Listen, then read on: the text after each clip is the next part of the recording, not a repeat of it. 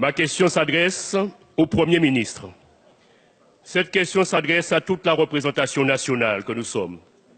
Cette question s'adresse à la France, pays des droits de l'homme, aux femmes et aux hommes d'aujourd'hui, mais aussi à la postérité. Sur la planète, il y a des passés qui n'en finissent pas de passer. J'ai connu ma grand-mère. Ma grand-mère m'a raconté son grand-père. Il est né en Afrique, un homme libre. Il a été capturé et vendu. Il est arrivé en Guadeloupe en esclave. Il est mort après l'abolition de l'esclavage et cela se passait en colonie française.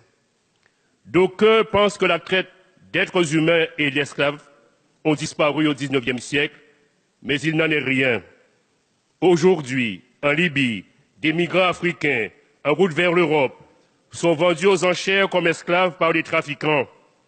C'est cette tragédie que vient de révéler au monde la chaîne américaine CNN dans un reportage qui glace le sang. Alors pour moi, comme pour beaucoup de nos compatriotes des Outre-mer et de l'Hexagone, c'est une réalité qui fait partie de ma mémoire, de notre mémoire, de ma vie, de notre vie, de la culture qui nous façonne tous.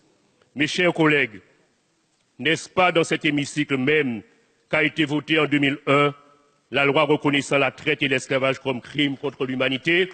La France et l'Union européenne doivent réagir face à ce drame humanitaire insoutenable qui sévit en Libye et dans d'autres pays, et nous les connaissons.